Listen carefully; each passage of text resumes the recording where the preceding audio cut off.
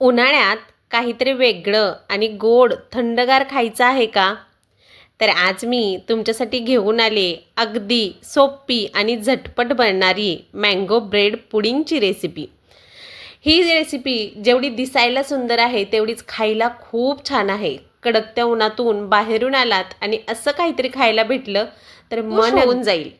पहा स्ट्रक्चर किती सुंदर झालेलं आहे आपल्या रेसिपीचं.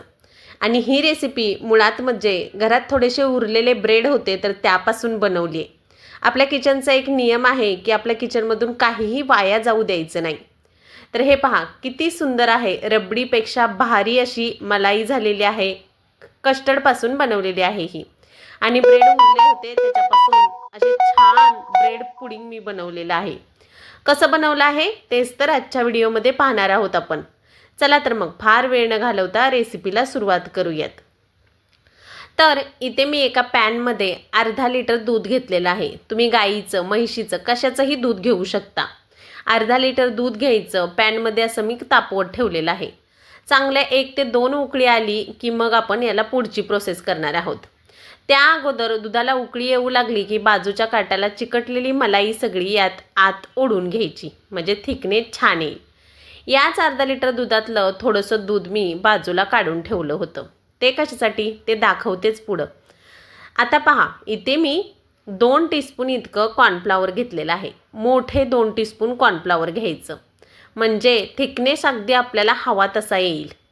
हे पहा मोठे 2 टीस्पून व्हॅनिला फ्लेवरचं मी कस्टर्ड पावडर इथे घेतलेली आहे. आता हे उरलेलं दूध यामध्ये घालून घ्यायचं आणि या सगळ्या कस्टर्डच्या गुठळ्या मोडून अगदी सैलसर सरी याची तयार करून घ्यायची, म्हणजे दुधामध्ये याच्या गुठळ्या होणार नाहीत. म्हणूनच म्हटलं थंड दुधामध्ये कस्टर्ड मिक्स करून घ्यायचं. कस्टर्ड मिक्स करून ठेवलं. या बाजूला 1 ते 2 उकळी आपल्या दुधाला छानशी आलेली आहे.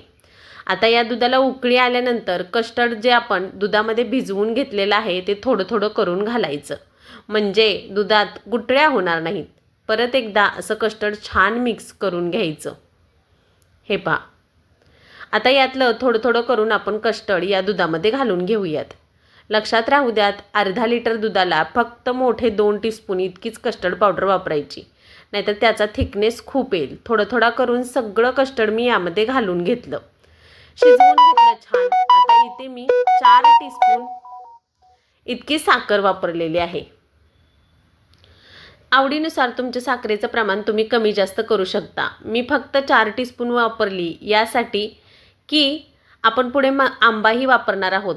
तोही खूप गोड आहे, त्यामुळे 4 टीस्पून साखर इनफ आहे एवढ्या मिश्रणासाठी. सगळं व्यवस्थित साखर घालून मिक्स करून घ्यायचं आणि 1-2 मिनटासाठी कस्टर्ड छान शिजवून घ्यायचं बारीक गॅसवरती. शिजल्यानंतर थंड करायला ठेवून दिलं मी. लगेचच हे 4 ब्रेड उरले होते.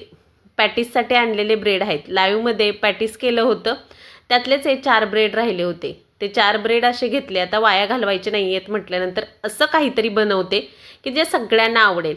तर ही रेसिपी बनवली, खूप छान बनली. आता हे 4 ब्रेड ज्याप्रमाणे व्हिडिओत दाखवलेत त्याप्रमाणे कट करून घ्यायचे.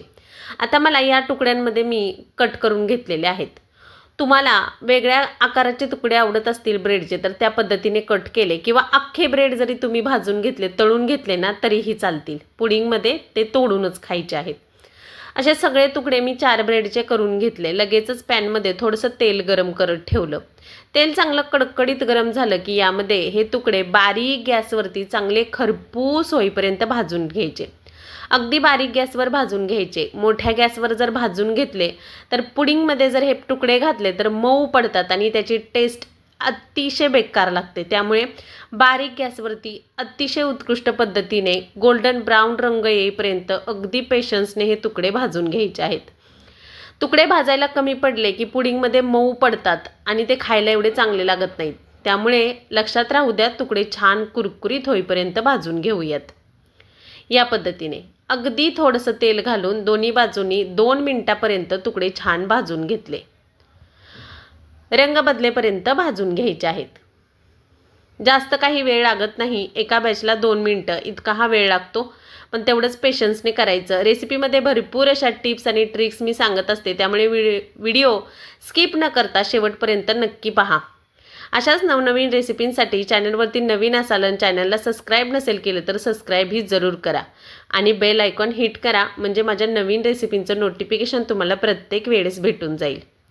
या पद्धतीने पहा, अगदी गोल्डन ब्राऊन रंग येईपर्यंत बारीक गॅसवरती मी सगळे ब्रेडचे तुकडे असे तळून घेतलेले आहेत। दुसरी बॅच ही अशीच घालून सगळे तुकडे मी तळून घेतलेले आहेत। पहा, या पद्धतीने चारीच्या चारी ब्रेड मी तळून घेतलेत।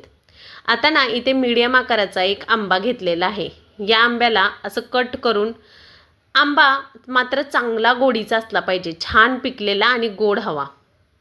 आता या आंब्याचे असे थोडे गर काढून घ्यायचा आणि याची पेस्ट करून घ्यायची आहे आपल्या मिक्सरच्या भांड्यामध्ये। परंतु आंबा वाटताना पहा किती रसरशीत आणि गोड मस्त रंगाचा आंबा आहे। तुमच्याकडे जो कोणता गोड आंबा असेल तोच या रेसिपीला वापरा, म्हणजे रेसिपीला एकदम रिच लेवलची बनेल। सगळा गर असा मिक्सरच्या भांड्यामध्ये काढून घेतला। आता या गरामध्ये पाणी, दूध काहीही न घालता अगदी बारीक वाटून घ्यायचं, याची पेस्ट करून घ्यायची आहे। हे पहा, आता साखर वगैरे काहीच मी इथं घातलेली नाही। लगोलग सगळी तयारी झाल्यानंतर कस्टर्ड मी थंड करायला ठेवून दिलं होतं। कस्टर्ड पूर्णपणे थंड झाल्यानंतर असं झालेलं आहे बघा। याचं टेक्स्चर आपल्याला या पद्धतीचं हवं, म्हणून अर्धा लिटर दुधाला मोठे 2 टीस्पून इतकं मी कस्टर्ड सांगितली होती, कस्टर्ड पावडर। 2 टीस्पून कस्टर्ड पावडरीमध्ये आपल्याला हवं तसं मिश्रण अगदी तयार झालेलं आहे। कस्टर्ड पावडरीचं दुधाचं मिश्रण थंड झाल्यानंतर लगेचच काचेचे 2 एकसारखे ग्लास घेतलेले आहेत मी।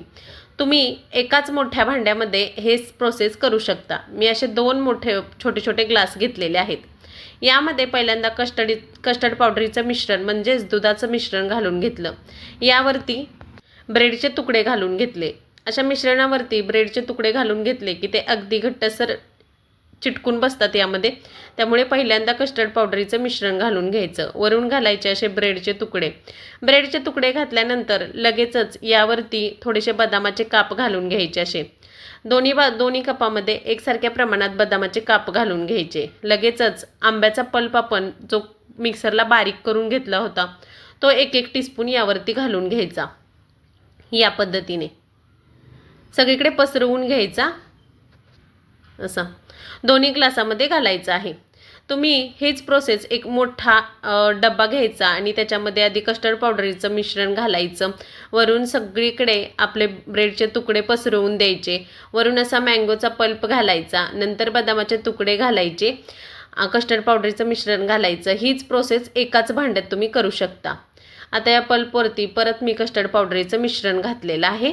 या पद्धतीने असे परत एक आपण ब्रेडची लेयर लावून घेणार आहोत। तुम्ही इथे 2-2 ब्रेडचे स्लाइस वापरलेले आहेत। तुम्हाला जर नको असतील 2-2 तर एकच वापरलं तरीही चालेल। हे पहा, या पद्धतीने आता वरती तीच प्रोसेस परत फॉलो करायची आहे। मँगोची प्युरी घालून घ्यायची याच्यावरती, पल्प जो करून घेतला आहे तो। मी 2 ऐवजी 3-3 असे तुकडे घातले, कारण भरपूर असा आहे माझ्याकडे म्हणून। वरून घालूयात कस्टर्ड पावडरीचं मिश्रण या पद्धतीने दोन्ही ग्लासात घालून घ्यायचं। किती टेम्पटिंग व्यवस्थित दिसतंय, अगदी मोठ्या हॉटेलच्या डेझर्टसारखं, खायलाही खूप अप्रतिम आहे। कस्टर्ड पावडरीचं मिश्रण, परत आंब्याचा पल्प घालायचा आणि मँगोचे तुकडे घालायला विसरायचं नाही अजिबात। वरून बदामाचे तुकडे घालायचे। दिसायला रेसिपी जेवढी छान दिसते तेवढी खायलाही खूप छान आहे। आता 2 तासासाठी फ्रीजमध्ये ठेवून द्यायचं। 2 ते 3 तासासाठी आपण भाजी फ्रूट्स ठेवतो त्याच फ्रीजला ठेवायचं आहे, दुसऱ्या फ्रीजला नाही। जेवढी दिसाई सुंदर तेवढीच खायला अप्रतिम अशी रेसिपी आहे। 2 ते 3 तासासाठी फ्रीजमध्ये ठेवून अगदी थंडगार करून खायला घ्यायचं। असं काढून घेतलं की इतकी सुंदर दिसते बघा। मी 2 ते 3 तास फ्रीजमध्ये हिला ठेवली होती। काय मस्त रेसिपी तयार झालेली आहे। अगदी रबडीपेक्षा मस्त दुधाचं मिश्रण, त्यावरती गोड असा आंबा आणि ब्रेडचे कुरकुरीत असे तुकडे। काय अमेझिंग रेसिपी आहे, एकदा नक्की ट्राय करून पहा। दिसायला एवढा रिचनेस पण आलेला आहे रेसिपीला, तेवढीच खायला अप्रतिम आहे। तर मंडळी, कशी वाटली तुम्हाला उन्हाळा स्पेशल रेसिपीमधली ही रेसिपी हे कमेंट करून मला नक्की सांगा। रेसिपी आवडली असेल तर लाईक, शेअर, सबस्क्राईब जरूर करा। एकदा नक्की ट्राय करून पहा, एवढी आवडेल घरातल्यांना की परत परत तुमच्याकडून करून घेतील, एवढी सुंदर ही रेसिपी आहे। लाईक, शेअर, सबस्क्राईब जरूर करा। भेटूयात नेक्स्ट व्हिडिओमध्ये, तोपर्यंत बाय, स्वस्त खा, मस्त रहा।